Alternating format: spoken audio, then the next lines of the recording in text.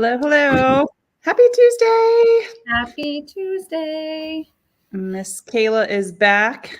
Miss Kayla McDonald from Remax Alliance Group. And I am Lindsay with Keystone Mortgage. We are your key team. And I'm so glad to have you back. We missed you. I feel like a long time, but in the same breath, like not long enough. Yeah, that's exactly what I said. It was long but short. Like at one point I felt like I was gone for a month, and then another point I felt like it was a blink of an eye. So yeah. And I know, like, when we get back, we're trying to get caught up. And you work too much on vacation. we're gonna make you not buy the internet package. I felt like I did a good job. You did? Well, I wasn't there, so like some things I delayed, like sending you. I'm like, I'm not gonna send her that yet. She might answer me.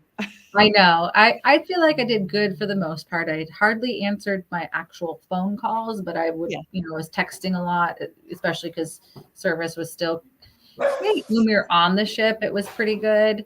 But like being on like the islands and things like that, I didn't want to get charged the roaming fees because it's like 25 cents a minute. You never know with half the phone calls, it's probably spam anyway. But yeah, no, it was a good time. And, I felt like, I had a good team here back at home, with you and title companies. And, I have Charity Bell helping me in some of my my contracts that I have. So she's going to be joining us in a few weeks. Yeah. I was going to say she's going to be on with us soon. So we can chat about all of that. And now that she has, she's got I've sent her over a couple contracts, and just to help me keep things straight and me not be so crazy all the time. Well, that's all right, because I think things are going to get busy. So we're going to need the help and the support for stuff like that for sure. So yeah, for sure. Things are starting to turn around a little bit, I think. Yeah. And I think that you and I are both feeling and seeing that. And there's more sellers selling and wanting to sell now that rates are starting to take a turn and they're getting better. More buyers are re-entering the market because rates are getting better. So there's a lot of positives that it's it's still a good time to sell. It's still a good time to buy. And I know that some of the clients that we have together, we have them on a projected plan, I guess we could call it, what they should expect over the next year. Like one of our most recent clients who closed and bought a house last week. They have a house to sell. So luckily they were in the position that they were able to buy without selling. They did a down payment assistance program, right? Yes. So we did a temporary buy down for them. That's pretty popular right now. I can't say that it's going to stay that way, but right now, like that's for sure the direction that we're going. So we can always refinance it, when the rates do go down. I mean, the rates are much better. They're not where I'd like them to be. I don't think they're there yet. I think they're taking a little bit longer than most are expecting. But I think that's okay for our whole entire market. Like I want them to be low, don't get me wrong, but as soon as they go low, like it has a chain reaction to other things as well. So I'm okay with taking its time, getting there, and slowly but surely, we'll call it.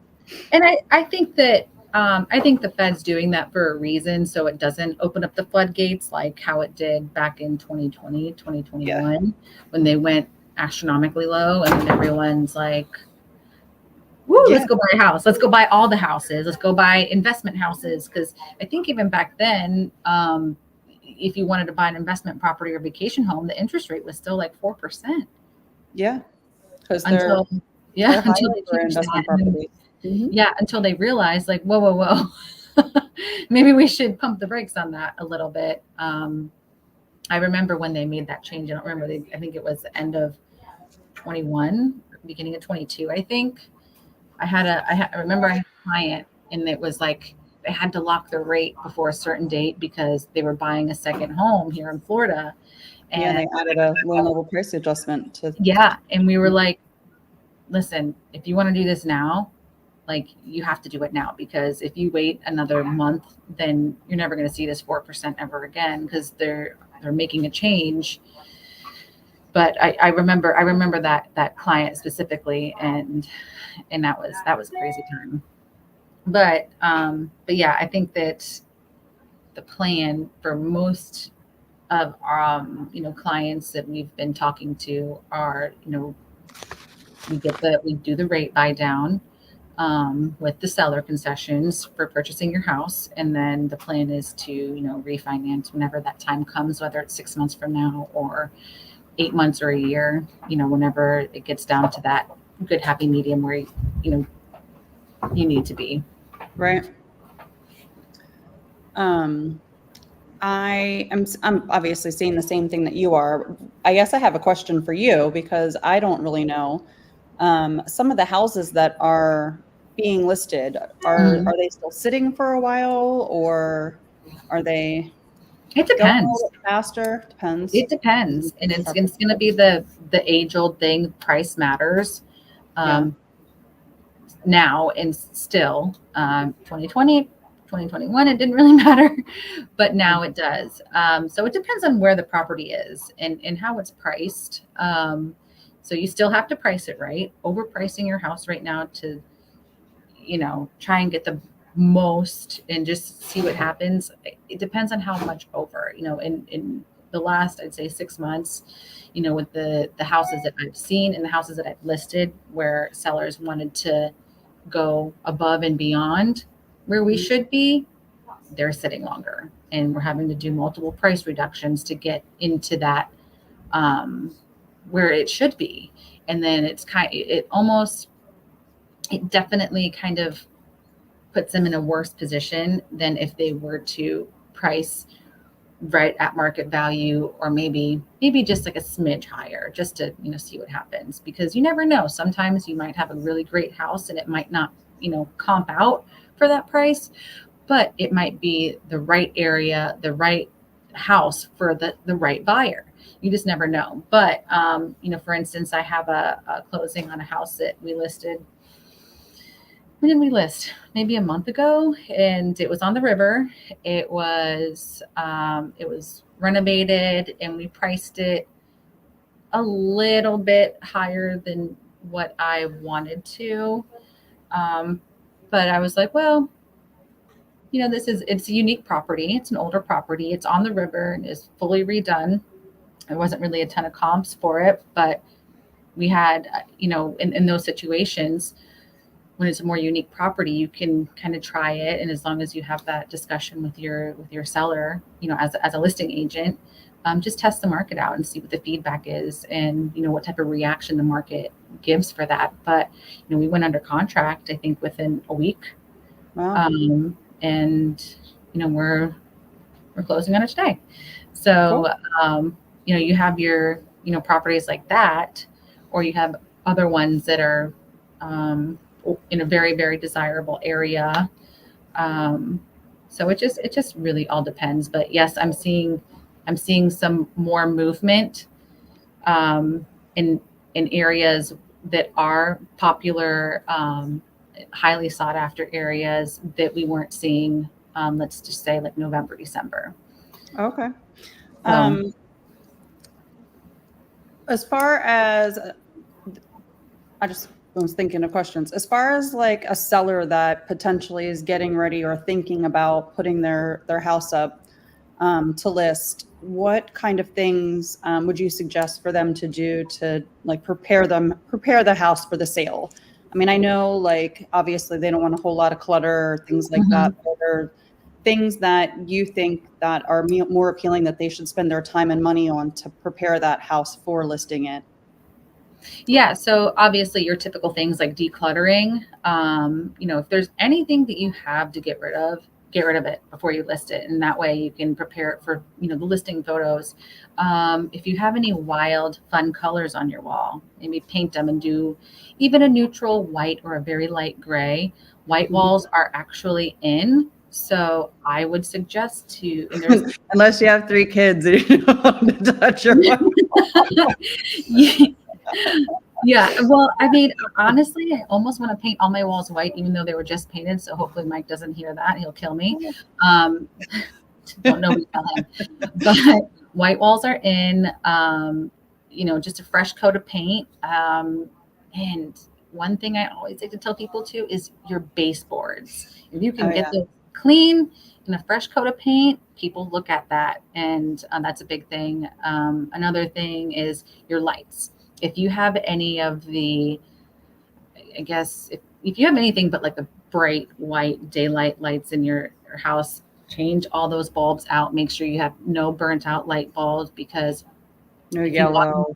And no yellow or orangey like hues. So, and paint, especially if you can do it yourself, paint and light bulbs are very inexpensive things that will make a big difference when you're showing your house. And because what do you want in your house? You want lots of light, lots of natural light. Not every house has that, especially if your house is facing a certain way. You won't have that sun that's going to come in from, let's just say you have a west facing house. You're getting the sun directly on one side when the sun sets. Yes, sorry. I'm doing the saying in my head. And then, or when it rises, or whichever, you know what I mean? I can't remember. Sun rises in the east and it sets in the west. So yeah, so if you have a west facing house, then you're going to get the sunset or sunrise from the front. Can you help me? I'm confused.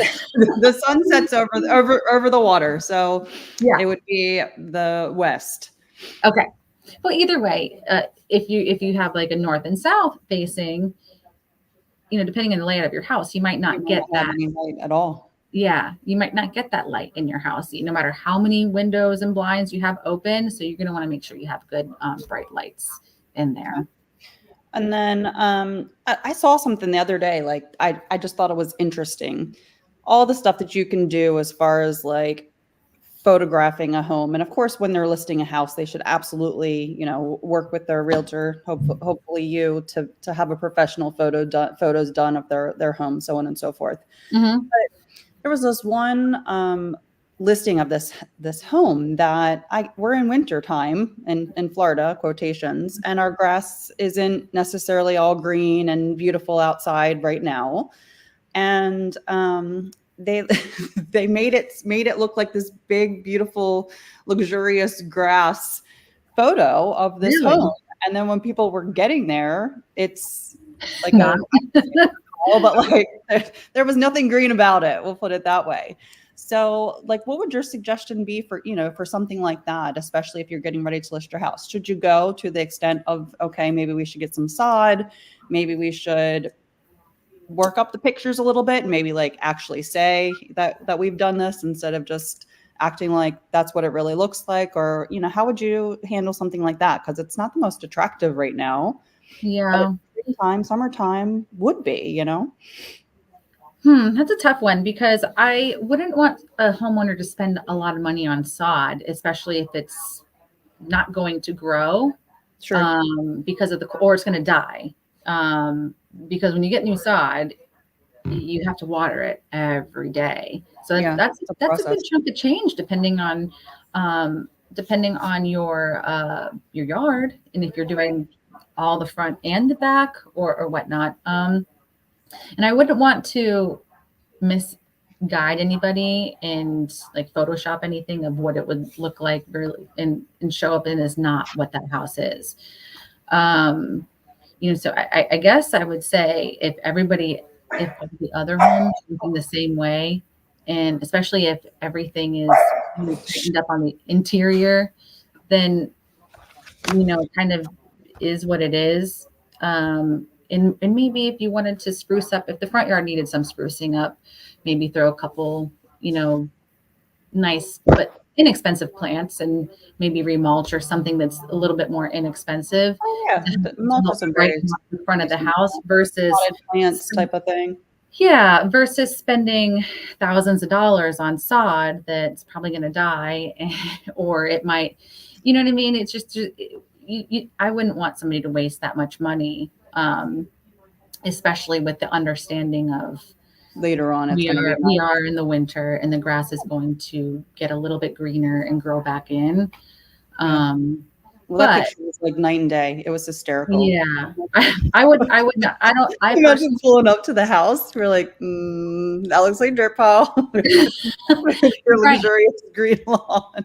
Right. You know, it's one thing if you literally just have a dirt pile in Yeah. your front yard, or the grass is just kind of brown because it is cold. It's not growing. Like, we haven't cut our grass in months Yeah. because it's not growing. It's not super bright green, but it's not like completely brown. Yeah. It's just not, it's winter. Yeah. Not bad. So I think that that's something that, you could, as a listing agent, just make sure if that's a sticking point for somebody, just explain to them that this is just a season that we're in and the grass will grow. But I guess it's always a negotiating thing too, if it was ever came up, but I don't think that I've ever had anybody that complained about What the downside look like. because of the season. Maybe if we were in the middle of summer and someone came up to a house and the yard was just atrocious. But yeah, I wouldn't advise my clients to do something like that. But I guess it depends on the home too. If we're talking a luxury home or a higher end house, and it's the middle of summer and then the yard, there's just no curb appeal, then maybe it would be worth spending the extra money in the summer. What do you think about like contingencies? Are you seeing more contingencies, like people that are looking to buy that of course need to sell their own house either the same time as or before they're able to purchase the new? 'Cause for a while, in the market that we were in, it was kind of frowned upon, even though like that's what you had to do. Yeah. So I was just wondering, are you seeing more acceptance of something like that, or what are you seeing nowadays? Yeah, I'm definitely seeing more contingencies, not like an abundance of them, but I'm seeing more acceptance of it because of the fact that, like we said before, interest rates were high. They're still higher than a lot of people would like them to be. And, people are using, I think more people are taking out loans than we had seen. Buying cash. I mean, we still have a lot of cash buyers, don't get me wrong. Yeah. But a lot of these cash buyers are contingencies. I have one right now that a listing of mine, it's a contingency. They're cash buyers, but they have all that cash from the sale of their house. But so it's, almost a catch-22. Yes, it is a little bit of a risk because something could happen with the sale of their house. But you don't have to worry about the appraisal. So there's a little bit of give and take. So yes, I think that there is more acceptance of that now because people want to sell their house, Right. On my side of things, the financing part of it, wanted to kind of like get some ideas because a lot of people number one, they don't know that they qualify. Number two, they don't know what programs are out there. They think that, either they have to put 20% down, which that is 100% not true, that they feel that their credit scores aren't high enough. A wide range of different options as far as that's concerned. Like I mentioned before, we're definitely doing the temporary buy down, and basically what a temporary buy down, for those that don't know, are it's either lender or seller contributions that are utilized to pay the portion of the mortgage payment for a certain amount of time. So we'll use a 2-1 buy down, for example. So it's 2% lower the first year. Say that it saves you $300 a month by reducing that interest rate by $300. So that amount would cost $3,600. And then for the second year, because it's going to be a 2% the first year, 1% the second year, say that it saves you $150. $150 times 12 is $1,800 plus the original $3,600. So for a total of $5,400 from the seller or some sort of contribution other than the buyer, they're able to save themselves $300 for the first 12 months, 12 payments, and then $150 of what their normal payment would be for that second year. And the objective is to take advantage of the lower interest rate. So say that your base rate's 7%. The first year you'll be based at 5%. So whatever that payment at 5% would be, that's what you pay on a monthly basis. So again, the objective is to utilize those funds to close the gap of what the mortgage payment is on a monthly basis. And then as the rates start to decrease, that's when you're refinancing. So there's no penalty to refinance during that time.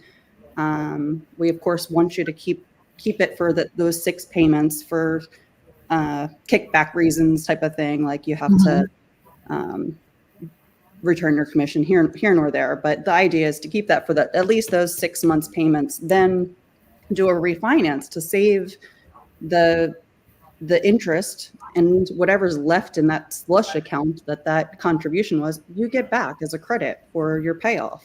So you don't lose that money, and you get the opportunity for at least 2 years or less if you refinance during that time to pay less that time period. Yeah. So we've been seeing a lot of that. As far as getting pre-qualified, there's so many different options that we can do, and it's really important that you're out there and you're working with your clients to run different scenarios. And yeah, it takes time, but in the same breath, you and I actually have one that she just asked, I was giving her all the payments for all these different homes that she was interested in. Some were condos, which that changes things. Some are single family homes, which of course that's priced a little bit differently. We're going FHA, so that comes into play. So putting all these scenarios together and then breaking down what it does for them financially, whether it be cash to close, whether we're using a seller concessions for a buy down, if we can get seller concessions on particular homes, all the different ins and outs. So making sure that a client is pre-qualified before they start shopping and knowing what they're able to accommodate, financially is really big, especially in this market. You want to be able to be confident in the offer that you're offering these sellers, because at some point in time soon, there's going to be a lot more competition. So go out there and be looking at houses and say, okay, well, now I'm going to get pre-qualified. By that point in time, that house might be gone. Right. Well, you don't have the strongest offer anymore because you didn't know what you qualified for and, what money you needed to come up with and so on and so forth. So or pre-qualifying first. Yeah, absolutely. Or you never know. You might qualify for a heck of a lot more than what you're looking at and be able to afford more and get something that you want. Or it could be the total opposite. You're looking at things that you truly cannot afford, so you kind of need to know, one, so you're not wasting your time, getting your hopes up, getting let down, and you have a good understanding of what you can afford. And then it's another thing that I know that you and I really educate and for lack of better terms, kind of beat into our clients' heads about the property taxes and how they work. And, it's so important to, understand that, yes, let's just say we're looking at a $250,000 house. That's what it's listed for. And their taxes are super, super low. They're like $500 a year. That's great. It's great, especially for qualifying purposes. It's makes things better on your side. However, that mortgage payment is going to change. Yes. And they're going to call me and be like, what changed my mortgage? Nothing changed in your mortgage. Your taxes went up. And they are going to go up when you buy a house. Depending on how long the seller has owned it and what kind of taxes they're paying on. It's going to go up based on that new purchase price. No, you're not going to get taxed at the 100% of that. Sure. I think we've spoken to an attorney who does all of the, he does a lot of stuff with the portability and he has a title company.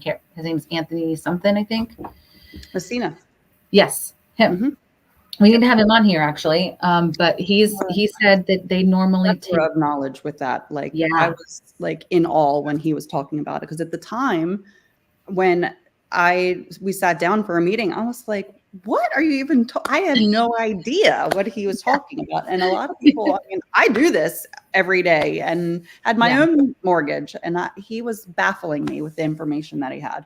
Yeah, I know. I think I talked to him for like an hour on the phone one day because I had a client they were thinking about selling, and it was the same deal. Like they bought their house for like 150,000 or something. Not worth, and they were wanting to buy a house that was like $500,000 or $600,000, and they're like, we don't want to pay the property taxes on that. And so that's when we got into the whole portability thing and how that works. And that's a conversation for another day. But moral of the story is, you need to be prepared for when you purchase a house and look ahead and say, do I have a little bit of buffer for when that tax bill is going to go up? And, depending on the county, all counties have a tax estimator that you can put in, the purchase price and, any type of deductions that you might have or exemptions. Because there's a couple different ones. I mean, the main one that everybody can do for your primary is going to be your homestead. So that'll save you a little bit of money off of your taxable value and prevent those taxes. Like, let's just say that the tax rate goes up, 1 year or 2 years or however often, you're going to be capped at a 3% increase every year. So, that's another benefit for it. And by all means, yes, all the counties have them, but the new website for Pasco County, Mike Wells' team did an amazing job putting that together. It's so easy to use. I think we use it like every day, just to get an idea of what to expect. And you brought up something that I wanted to bring up anyway, because it is time to file your homestead. So this just happened to be my little notice. My house is already homesteaded, but if you're getting a letter in the mail, your chances are you're already homesteaded. And this is where you would show if you needed to remove your homestead, if it's no longer your primary residence, or if something's changed, somebody's passed away or anything like that. And I believe that if you still qualify for your homestead exemption, this then becomes a piece of trash. But it gives the opportunity to make any changes or corrections for ones that are already homesteaded. For people that have purchased their home last year before January 1st of 2024, it's time to homestead your property, no matter what county you're in. You can go to whatever county you're in, tax collector, and there's usually like a link. It'll tell you what you need to qualify. And I believe the cutoff is March 1st, off the top of my head. Usually it is. I haven't really looked. But if anybody needs help doing that, or has questions, or wants to contact either one of us, shoot us a message. I'll be glad to send you any links, any information that I have. It is really, really, really important to do it before it's too late, because once it's too late, chances are you don't get it. I mean, yes, there's been situations that they've, extended it for certain situations, but truth be told, it's easy. It's a simple process. Make sure you do it. There's no going backwards. You don't skip a year and then do it again. It doesn't work like that. So anybody last year, 2023 to January before 2024, and you bought a house, please go and homestead your property if you bought a primary residence before March 1st. So again, if you help, let us know. We're glad to help you. And also, if you don't want to talk to us, the Pasco County, and usually all the property appraisers, the county buildings, they are more than happy to help you. You can call in. I know that you can do it online. You don't always have to go to to the county building to do this. So you can file it right online now. Yeah, I believe when we had Mike Wells in, he said you can do it right online. Yeah. You used to have to go, if I'm not, and that's been a while, I think, but I think the majority of them that we've come up in the world, we can do it online now. But you can do it there, and they will help you. Call the property appraiser. They're going to be more than happy to walk you through everything and help you out. I've spoken with many people who work there a couple times, and are like, yeah, give us a call if you need anything.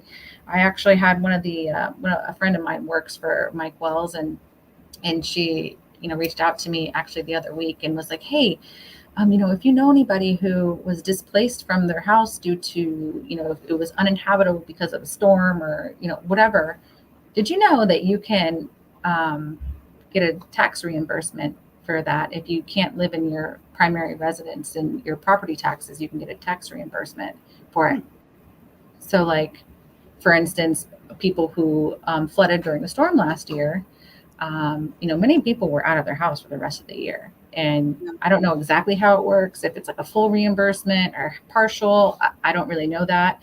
But she just said, yeah, let me know. We have this thing, I can't remember what she called it, like a catastrophic something. But she's like, just anybody can call up and we'll walk them through the paperwork, and then they can get like a tax credit or a refund for their property taxes. I didn't know that. No, we learn stuff every day, don't we? Yeah.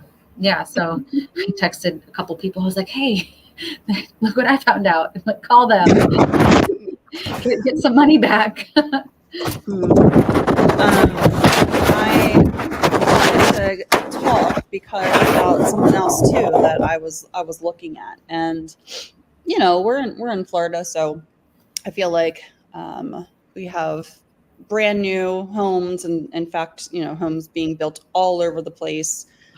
We have, oh goodness, have you seen what they're doing on Starkey Boulevard? Like oh yeah, I drove by it this morning and I was like, oh my gosh, the new long leaf, and I was gone for a week, and then that happened. They're all burning all the stuff down. There was like this big, beautiful. I'm kind of miffed about it, I'm not gonna lie. There was this big, beautiful retention pond, and I drive on Starkey Boulevard a lot. I live right here locally, and I guess what I found out, I was mad because I didn't understand why they were digging it up. So they weren't technically digging it up; they were digging it deeper, so the drainage from the new longleaf would have a place to drain. So, like I said, the longleaf community in that particular area has been in the plans for a very, very long time. So I really wasn't shocked, that was going to come along the way. But I was mad about the retention pond that they were digging up because it was so beautiful. Like it will be pretty again. I know it was really hard. Like I thought they were ruining it. Like personally, I was bent over it. I'm not going to lie. It was shocking. It was, and it didn't look like it had anything. I don't know, construction.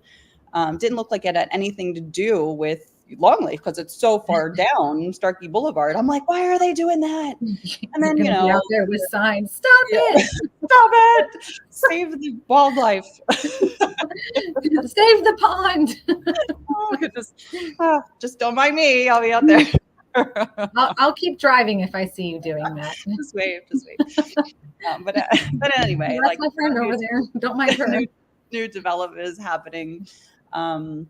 Anyway, the point of all of this is that, we have these older homes, but all these homes that are being built. And in fact, one of the homes that you and I went to, that was the Terada, I'm not going to say it completely wrong. Terada Homes, yeah. Terada Homes. I thought it was interesting that they had like technology rooms. So one of like the new trends, future of real estate, is like a smart home, and like all these homes are equipped with all of this different technology, remote control, for lighting, security, like their heat. And yes, like I have little bits and pieces of something like that. Like, the Nest, I can go on my phone and change the temperature. We use Ring doorbell, so we of course can see. But all of these homes are being built as like smart homes through their whole entire home. Like that is so cool and interesting to me. They have these like actual hubs, like where all their wires are like through the walls and everything, and they're being sold with a I don't know if they all use a Ring doorbell, but at least a camera for your doorbell. They're being sold with that. They're being sold with like these panels for hubs for your house where you can like control everything. So it's very all the smart locks, interesting. automated lighting systems, and like the future is now, so to speak. Yeah. Gosh, what was that show? The Jetsons, like everything. Showing my age, showing my age. Look at everything. Around in cars. You remember the screen where they would be sitting and they would have that big screen and they'd do their conference calls on that? That wasn't a thing back then, but we're doing it now. But we're literally doing it right this second. Yeah. So we're going into the Jetsons era. We're gonna have robots cleaning our house. Rosie, I need a Rosie, please. By all means, do my laundry, do my dishes, all the things. I'm going left right now. Did you see that there's a Chick-fil-A in, I think, Bradenton? They have drone deliveries now. I saw it. So they were flying drones over this Walmart right down here in Newport Richey. I don't know what they were doing. It was from the parking lot. Like I had to go delivery. Find out. Yeah, they're doing deliveries. That is so awesome. And It's speaking wild. of, do you know that in Pasco County, they're building 2 Amazon facilities? And I'm not like, hey, take over my community, but it's a robotic distribution center, 2 of them. So yes, they're going to increase our jobs in the community. I think they're going to be looking for to employ over 500 people, but both facilities are robotic distribution centers for Amazon. Well, they can't find enough people, which is crazy to me, but there's as many Amazon everybody needs a job out there, they just can't keep up with the production because, I think that it's just the way that our world is going. You need something. Amazon can sometimes have it there within a few hours. Even like the Walmart delivery system. Like I've ordered things from Walmart, and as long as they have it in stock right down the road, it's like be there in 2 hours. And I'm just like, this is so weird. Mm-hmm. I'm gonna pull a little plug on Package Portal and the things that are coming. Package Portal has been developed for quite some time, and basically somebody locally here has made it. They have launched it, but they haven't launched it, so to speak. And basically what that is, it's a part of the home that's built that has access from the inside and the outside. So if you have like a shipped delivery, like you wanted to have your groceries delivered to your home, whoever is delivering them will have a code. They can put it into this Package Portal. There are certain ones that have cooling, or if you need a freezer or whatever, and you can put all those stuff in there. And then from the inside, the people that are inside can get all their stuff that's delivered in there. And of course, Amazon and Publix, and it's pretty cool, like how it all works, and it kind of keeps you safe too. I thought it was one of the demonstrations that were done. It was the kids were home alone type of thing. Instead of leaving the pizza on the porch, they were able to put it in the Package Portal, and they never really had to be around the delivery person because they were put it in there and were able to get it from the other side. Yeah, I feel like it's really cool. It keeps everybody safe. So it keeps your items safe if you're not home in general. So that way it prevents theft. Think about the holiday time of how many Amazon packages get stolen off your porch. People don't care about the cameras. If it got delivered to somebody else's house. Excuse me, I need my that was delivered here by mistake. So it keeps your packages safe. It keeps you're not giving out your code to your garage to your Amazon guy or UPS guy or whoever. They don't have access into your home. Or if you're like a single mom, or you have kids at home, or you're just somebody that doesn't trust people, and it goes along with the smart homes that they're building. It just is amazing. Keeps down on electricity. You can set your thermostat to go along with the time of day that it is. If you have 4 o'clock and you got sun blasting in your front door or through your windows or whatever, you can cool down the house. If it's later in the evening when the sun goes down or the temperature changes, like right now, we have bipolar weather right now. In the morning, I'm freezing. Yep. During the day, it's beautiful. And then in the evening, I'm like, oh my gosh, it's so cold. So we keep bouncing between not air conditioning, but heat and not heat. So I don't know, like it's definitely coming. I think it's so cool how things are evolving and, you know, what our real estate and our homes are going to look like in the near future. And I mean, it is what it is. We're going to be floating in bubbles soon.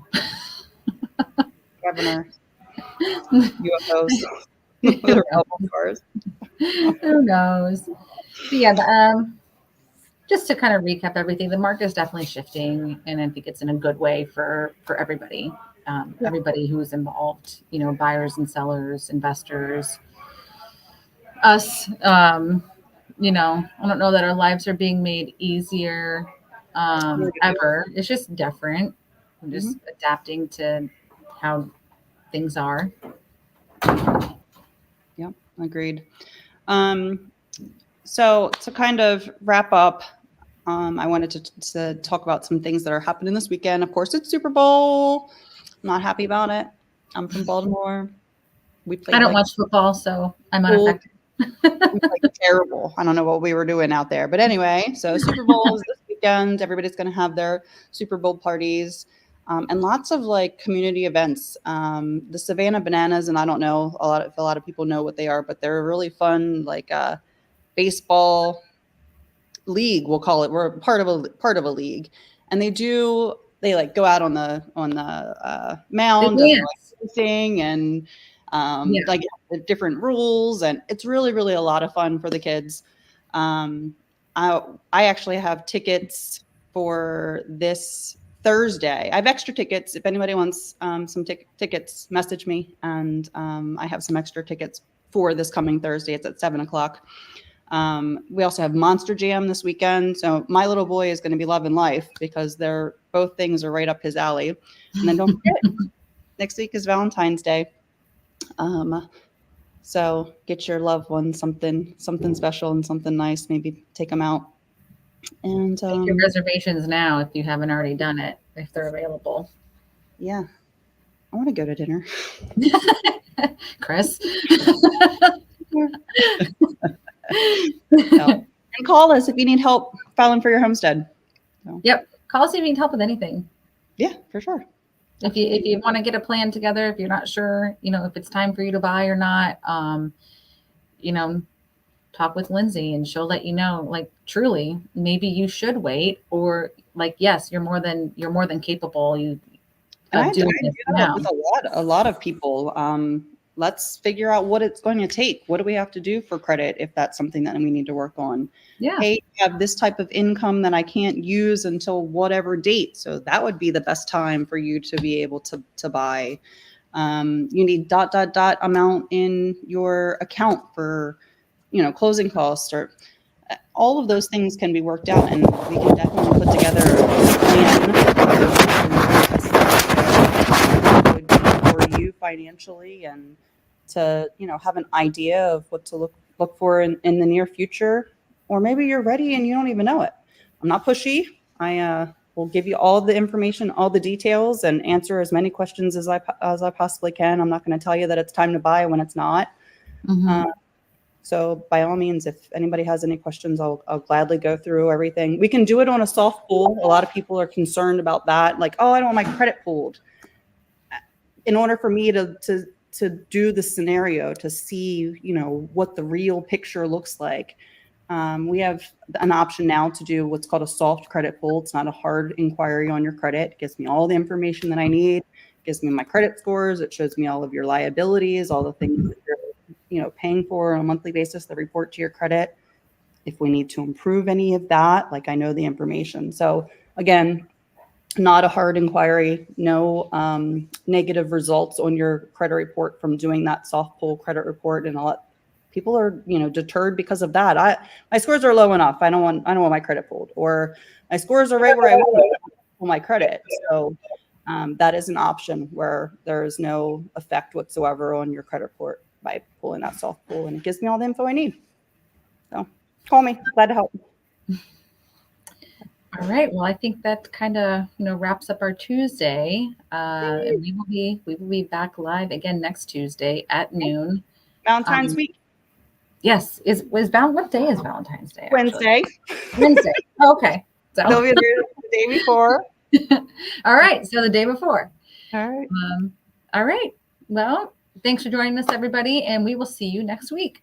All right. Have a great day. All right.